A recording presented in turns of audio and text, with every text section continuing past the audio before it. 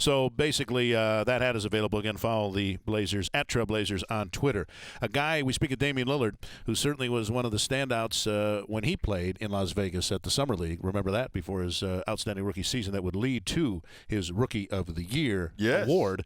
And that leads us into our conversation about the Las Vegas Summer League with the Vice President of Business Operations for the NBA for the Las Vegas Summer League, longtime friend of ours, Albert Hall. Al, how are you, sir? And I know it's getting to be a busy time leading up to the start of play in Vegas. Wheels, Tone, great to hear from you guys. How do I get the hat? First of all, how do I get in on the hat? Now you're a guy with an Oakland reference. You're a guy with a lot of connections with everybody, with big time swag. So I'm thinking that you can find a way. But if you need us to run a little a little interference for you, we'd be happy to talk to Dame. But I think you got a pretty good relationship with him as well. But we wanted to have you on because we want to talk about the growth of this summer league. I mean, there was a time, and I think we all remember when there were summer leagues in Los Angeles and Utah, and that was really it. Or there was one on the East Coast. Orlando, I think, had one. Orlando, maybe. I think Boston maybe even had one. But there really wasn't one central big time must see. Everybody's coming. All the big teams are going type summer league. But that's what Vegas has become. And now you've been there since day one. Talk to us about the growth of this summer league and how it's gotten to the massive place it is today. Well, you know what? We were fortunate. Right time, right place. 2004 we started. We like to call it, my partner Warren Legary and I, we had 6 handshakes and a box of flyers. and that's pretty much what we had. And we came out, and at the end of the day, basketball reigns supreme. When you have good talent and good people and you're putting out a product that people want, they gravitate to it. And over the years, we've just really tried to do everything first class and make sure that basketball is the focal point. And obviously it's grown now into a number of different offshoots, business-related, sponsor-related, team-related. But each year we try to add a little different wrinkle. And, Portland's been there from, I think, year 2 with us, and they've had 3 MVPs. Yeah. I started thinking a little bit, between Bayless, Lillard, and Roy. Yeah. And, each year it's grown, and it's really become that pinnacle of the Summer League. But teams use it for evaluation, player development, sponsor integration. We worked with, going back to the KP and Tom Penn days when we kind of rebranded the Blazers a little bit with LaMarcus and Brandon, and, that started here at the Summer League. But there's been all these different things that have developed out of here, and at the end of the day, it's a really fan-friendly and family-oriented event. We keep the prices very affordable, $25 for an adult, $15 for kids. You can see up to 8 games per day. And we just try to make it more of that NBA family environment. When I say family, meaning, everybody who works in the league, this is kind of their Shangri-La at the end of the summer. And we have a lot of fun out here in Vegas. You know what? Before I go into all of the other stuff, Al, I got to compliment you guys on the staff. Pretty much the people that are in Vegas today have been there since 2004. It seems like every summer I see the same faces of the same people, and I think that has a lot to do with you and Warren, but also the quality of people that you guys bring in to work the Summer League. No question, Tone. Continuity wins. I mean, we've seen that in professional sports, and we have been very fortunate with our staff. I tell you what, it's one of the most fulfilling things we do is seeing our young people mature and matriculate onto NBA jobs. We have over 40 young staffers who work for us now working in the league, front offices, shoe companies, agencies, television networks. So they've got a really, really strong network on their own. And each year we bring in a new group, but we do have our core people, as you mentioned. But that's really one of the most rewarding things for Warren and I. And this year we're starting a new event called the Front Office Combine, which is really kind of a way for this younger talent to keep cultivating themselves in the sports and learning from people in the business. So that's something that we, has grown out of Summer League just kind of organically.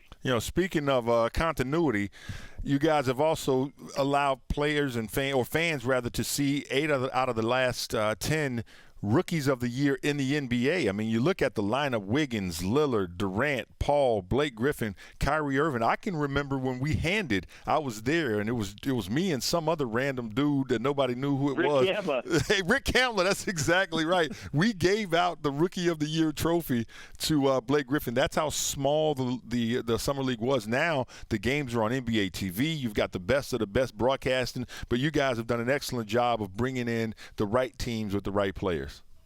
It just gets me fired up to hear, you mentioning those names. I mean, they come in as bright-eyed and bushy-tailed rooks, and they leave here with either a lot of swag and a lot of confidence, or kind of a reality check saying, you know what, I really need to work on my game and work hard and be ready for camp.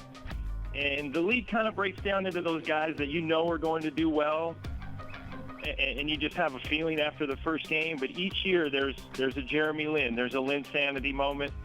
A guy steps up and takes the spotlight and steals it from someone else.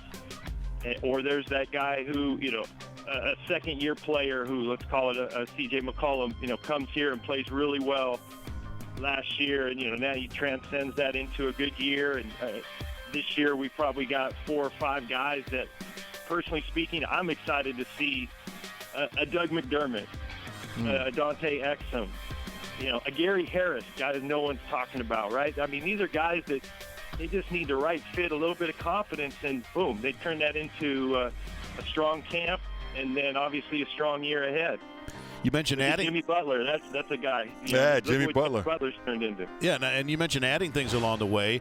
Talk about the addition a few years ago of the playoff format, which has kind of brought an additional element and a little more incentive for teams to win, so that they can actually really try to get something out of it. Where these young players get put in a tournament format as the week progresses. Hey, the tournament. People resist change at first, but it became this, it's a couple of days longer. In theory, it's really no longer than if you were to just play 5 games. And if you advance, you're playing for something. All I have to do is point at the Warriors. Look at what they've done. They turned that Summer League championship into a core group of guys, led by Draymond, and a guy like Kent Bazemore comes here and, earns himself a spot in the league. But they've parlayed that momentum into what they have now in a culture change. And then last year, Steve Kerr and David Blatt are rookie coaches. First games they coached were in the Summer League. Yeah, and now we could go on and on with the different stories, but each story there's something about it that is applicable to your regular season. And as you said, the championship thing, if you can win that, I mean, there's a lot of momentum going into the off season or into the new season, and it helps with sponsors, helps with season tickets, and it helps you kind of evaluate your team a little more and your staff. I got to ask, and I know you can't necessarily pick favorites, but at the same time, it's got to make you feel great when you look at the roster of players that'll be in Las Vegas for the Summer League. Jahlil Okafor, Karl Anthony Towns, D'Angelo Russell, Emmanuel Mudiay, Frank Kaminsky. I mean, you're talking about basically, the top 5 picks in the draft, and then Frank Kaminsky. That's going to be a lot of fun for anybody who's a big fan of NBA basketball, but basketball in general, because this is as close as you can get in the summers to watching live NBA action on TV or in person. And you guys know, I mean, you never know who's going to show up in a gym that day. You just mentioned all those great young players, and personally, I'm excited to see what the Lakers have to bring. They're bringing Julius Randle, Jordan Clarkson, D'Angelo. But at the same time, you're in the building, you don't know who's going to sit next to you. I had a guy sit at Courtside a couple years ago, and there's 2 empty seats, and I go up to him, I said, hey, just so you know, LeBron James is going to sit down next to you. But I mean, that kind of stuff happens, and Portland's always been great. Fans have always come from Portland and really, been diehards. So I think this year, I know the Blazers will have a good team. You guys have had a lot of turnover. I tell you what, Noah Vonleh is another kid. Yes. I'm really excited. I've been a part of Adidas Nations for a long time. I mean, he was MVP. That guy can really play, and I think he's a 20-year-old stud waiting to happen. You introduced me to a player. Speaking of Adidas Nations, another thing that Albert does that's absolutely fantastic. You introduced me to a 13 or 14-year-old Andrew Wiggins in Chicago at Adidas Nations, and when I tell you he was 14, 15 years old, handling business against veteran players, and Albert told me then, watch him. He's going to be one special. And I tell you what, he turned into something special. Yeah, I mean, every year there's guys. That's one of the beauties for me too, is seeing these guys kind of listen to what we have to say through the nation's process, and then next thing you know, they're here at Summer League and they've arrived. So a guy like Moutier, I mean, I'm a big fan. I think the kid can really play, so we'll see what he's all about. But, yeah, that's a very rewarding. And then you get another guy, I'll throw another name at you, Tone, Raheem Christmas. Mm-hmm. Yeah, that guy could be Tristan Thompson 2.0. We'll see. Right. It's going to be a lot of fun. I get excited because it gives me a chance to look into it's funny, I look into the crystal ball of the future, Wheels, but I also look back because I can remember being that guy on a summer league roster, just hoping that a coach would throw me out there for a couple of minutes, give me a chance to play, let me show him what I could do, and maybe make an impression one way or the other. You start diving for loose balls when your knees are everybody hurting. Plays hard. Everybody plays hard. I mean, it's just a fantastic environment. It really is. And, I mean, playing hard is a skill, as we know. I mean, that's what they say nowadays, but these guys are literally playing for a job. Yep.